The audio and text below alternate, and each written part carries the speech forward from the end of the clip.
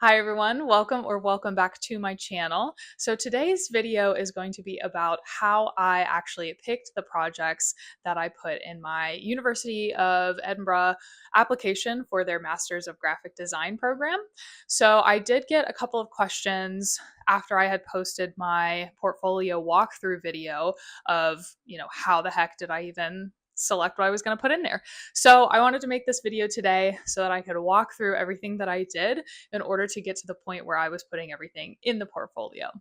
So this video is going to be broken down into 3 parts. So if you are looking for a specific topic or have questions about something specific, I'm going to put the chapters on the screen here and also put them in the description below. So you can just go ahead and jump right there if that's what you want to do. But otherwise, let's get into it. Okay, so let's jump into the first part. So step 1 for me was to understand what the heck the assignment even was. So what was the university looking for this application process? What was I trying to do? What were they looking for?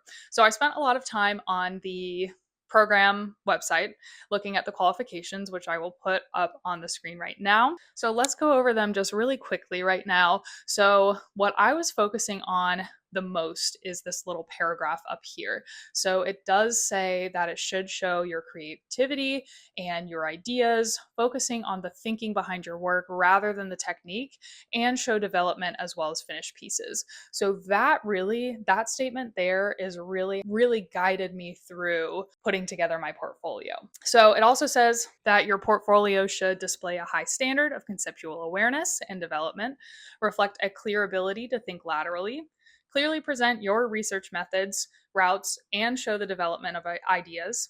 Include evidence of your working process from project inception to resolution, demonstrating experiments and explorations, and then demonstrate original and professionally resolved work by including high quality images of completed work just across platforms. So my interpretation of that was they were more interested in my thinking, my creativity, my design process, and, my thinking behind everything rather than how everything looked at the end. Once I felt like I understood what they were looking for and what I was trying to do, I was ready to move to the next part. And the next part is curating the story. So I have roughly 5 years of professional experience. So I naturally have 5 years worth of professional projects, and just choosing my favorite projects out of all of them just didn't quite feel right to do. So I ended up asking myself, what kind of designer am I? What do I want someone to know or think about me after they've looked at my portfolio? So when I started to answer that question, I found that there were a lot of projects that fell into the same categories because I was drawn to either elements of them or the entire process of doing the project. So they all started kind of grouping themselves. So I decided I was going to write down my top 4 categories so that I could start organizing some of the projects that I thought were the strongest out of those categories. So as you'll notice, I have a whiteboard behind me, and this is actually what I did when I was this is still left over from when I was building my portfolio. So as you'll see, I have these categories. I hope you can see. I have over here, I have branding, and then I have events, I have UX, UI, so user experience, user interface, and then over here I have personal. So those were the categories that I found myself really gravitating towards when I was thinking about really who I was as a designer. And as you can see, I have a very long list of projects under each of these categories. So once I was done kind of naming some of these projects, I was like, all right, let's start narrowing it down. Let's look back at the qualifications and see what they're actually looking for and weigh that against the projects that I have listed here. So let's take my dynamic brand project as an example. So that one actually covers a very wide range of skills because it is a branding identity project through and through. It starts from inception and goes all the way. It's actually still continuing, and it will probably continue forever. I just won't be there for it. So it literally started as like we had to create this brand. There was logo design, there was website design, there were apps involved, there were, brand standards, standards, events, sales materials, copywriting, messaging. It ended up being one of the strongest examples that I had of the range of skills that I offer. And it happens to be one of my favorite projects. So I basically did that. I evaluated each project the way that I evaluated that dynamic project. So, what was going to show the widest amount of range of my skills, and what projects were going to do that without overwhelming whoever was going to be looking at the portfolio. Because what I didn't want to do was include like one project per skill, because I knew that was going to be annoying for me and probably overwhelming for whoever was trying to read through my portfolio. So after that, I decided I needed to just go ahead and start finding all of these assets for these projects. Just start pulling pictures, start pulling documents, my thinking process, just trying to compile all of this information so that when I started putting my portfolio together, I would have everything I needed in one place and could really see the big picture for each project and what I was trying to say. Which I'm really glad I did it this way, because as I was starting to gather some of the assets, I noticed that a couple of the projects that I identified for the portfolio weren't actually as strong as I thought they were. So, for example, this year is Total Comfort Solutions' 50th anniversary, which is a huge milestone. So, naturally, at the time that I was building this portfolio, I was planning all of the 50th anniversary events. So that included like an internal campaign, it included an external campaign, there was logo designs, everything. So naturally, I thought I was going to include that. But as I was gathering everything, I noticed that I actually don't have this as prepared as I thought. But I knew that I had better examples that had a little bit more finished work involved. So I ended up scratching that one. I completely pivoted. I was like, I'm not going to include that. Totally fine. I'll just add it to my actual portfolio, whenever it's all done.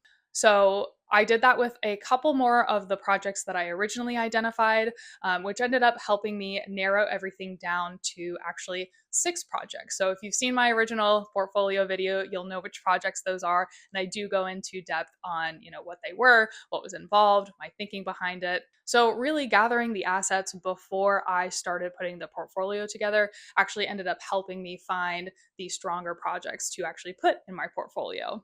So once I did that, I actually realized that there was another design problem I had to solve, which leads me to the last part of this process, which was actually designing the portfolio experience. So if you have seen my portfolio video, you will have seen screenshots of what my portfolio looked like for the application. Now, I knew that the admissions committee was going to view this and experience this as a PDF file. So, what I decided to do was create a continuous experience. So, I knew that the actual PDF and the flow of the PDF was actually a really good opportunity for me to showcase my design skills. So, I really designed it to be continuous. There are graphic elements that, flow from one page to another, and it really creates visual movement throughout the entire document. And it really helped create movement and made the whole thing feel cohesive, even though there were a bunch of different projects. Even the color of the document was not random. I actually ended up intentionally picking this color right here using a color dropper and taking a sample color from one of my headshots of my skin tone. So that actually ended up unifying the entire document, across all of the pages. And also it was a little taste of me. Even the typography I chose purposefully. So I ended up, even though I didn't design it myself, I picked it out because I really liked how clean it was. It looked very modern, but it was still a little bit more whimsical than just your regular like Arial or Times New Roman font. Even the visual layout of my portfolio was very intentional. As I was putting all of my elements on the document, I wanted to make sure that there was enough white space where my thinking could shine. There are some pages that have literally just one paragraph of text. And sometimes that was needed because I wanted to emphasize that particular step in my process. So I was very intentional about how I wanted the admissions team to really go through and consume this information. So, really, even after I chose the projects and knew what I was going to say about each project, the actual portfolio itself became another opportunity to showcase my skills and who I was as a designer. So, looking back, I realized I wasn't just solving one problem. I was actually solving three problems. The first one was understanding what the university was actually asking for. The second one was finding projects that actually answered that question. And the third one was designing a portfolio that communicated those ideas effectively. So, if you're going through a similar process where you're trying to create a portfolio for, either a master's application, an undergraduate application, or even a job application, my advice to you is to not just ask, what are my best pieces? What are my finished pieces? My advice is to ask yourself, what story will all of these projects tell together? Once I started thinking that way, my decisions became much clearer as I was going through the process. Well, there you have it, everyone. That is the process that I followed in order to create my portfolio for the application that I sent in for the University of Edinburgh's Graphic Design Master's program. Now, just as a reminder, this is what worked for me, so that might not necessarily work for you. But if you have any questions about my specific process or any projects that I have included in my portfolio, please feel free to drop them in the comments. I would love to have a chat with you about them. But other than that, I really appreciate you watching, and I can't wait to see you on my next video. Bye!